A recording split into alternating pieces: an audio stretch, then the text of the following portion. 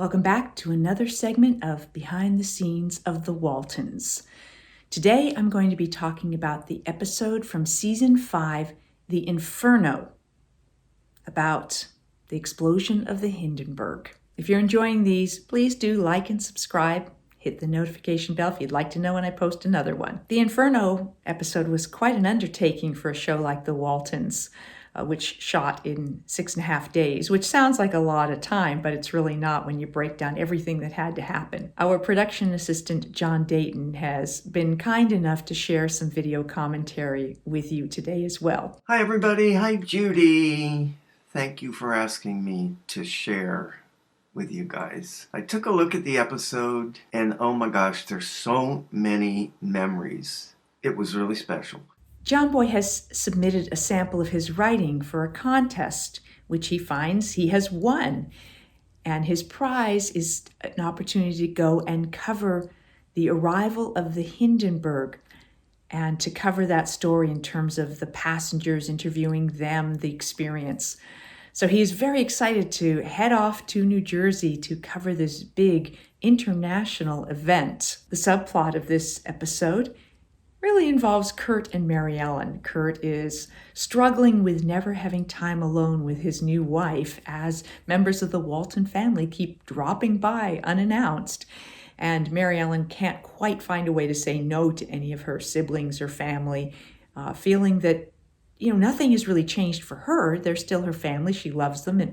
But Curt is not from a big family, so he doesn't know what to do with all these people and how to manage it.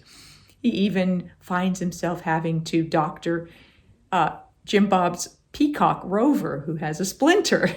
So we eventually find ourselves asking for advice from Olivia, who has some wonderful advice. Olivia sends us off to have this conversation on our own, and there's this wonderful moment where she rolls her eyes because in all her years of marriage, she's seen it all, she's experienced it all, and hearing Mary Ellen carry on, I think it just is a reminder of earlier days and things that she has found a way to weather that she knows Mary Ellen will eventually. But right now, there's an awful lot of drama going on in Mary Ellen's life. As John Dayton will share with you, there was a lot of technical aspects of shooting the Hindenburg's arrival and intercutting actual news footage from the time with process shots, so staged shots, plus special effects involving the flames and everything that was happening there with the explosion.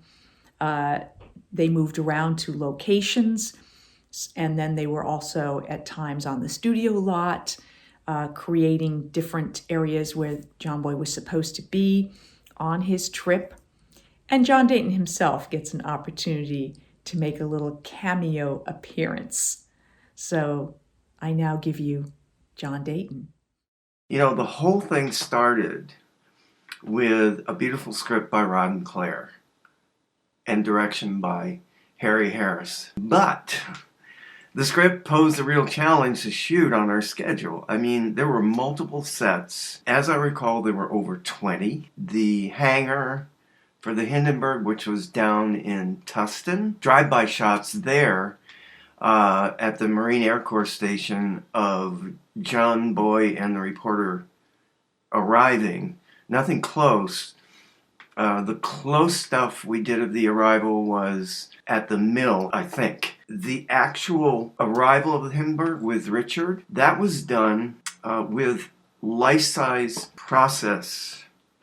In other words, the projection on the screen was going to be the real size of the Hindenburg. So we shot that on stage 7 at Warner Brothers, and at that time it was the largest sound stage on the planet, and I think it still is today, not positive. And last but certainly not least, we had to have a special effects team to produce the scattering of flaming fabric as the Hindenburg exploded.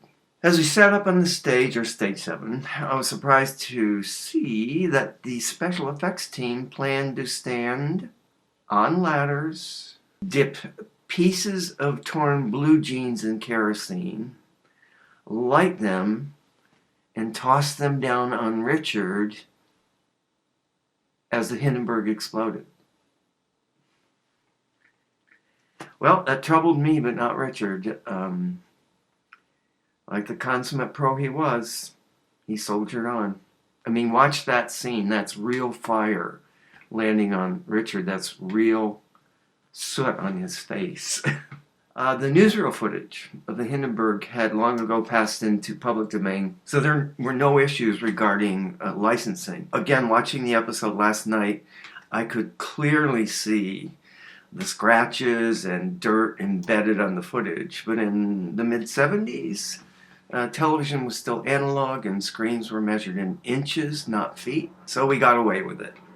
I was also struck by the brilliant editing of Bill Mosher and Gene Fowler, especially in the scene where John Boy is chopping down the tree and flashes back to the horrific conflagration of the explosion of the Hindenburg. When we got to blocking the bar scene, it was written that John Boy would enter on his own. While we're doing that, Harry thought about this. John Boy wouldn't know where the bar was.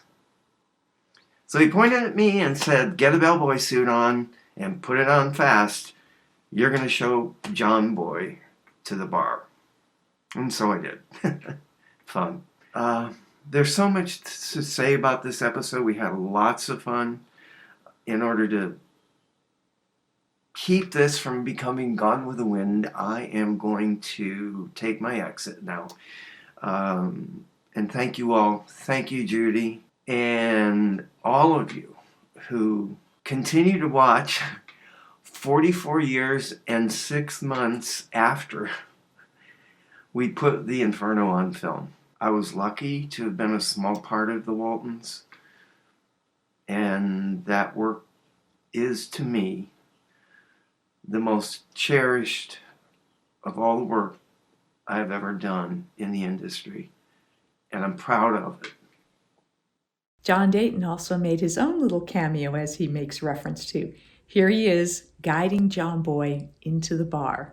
John referenced what amazing editing was done on this episode, between intercutting the real stock footage of the Hindenburg with what we were shooting with the process shots. It was quite an undertaking. I particularly love this moment when they're intercutting John Boy and all of his memories with that flashback of the flames and everything that he was experiencing at the time that the Hindenburg exploded right in front of him. I want to thank John so much for sharing all of this behind the scenes information that I wasn't there for. I didn't get to go to see the Hindenburg, so when they were filming this on location and on Stage 7, I wasn't there. So it was wonderful for me to get to hear more about what really went on and how they shot it. Thank you for joining me for this look at the episode The Inferno. I'll be back for more behind the scenes of the Waltons and more Ask Judy. Thanks for watching.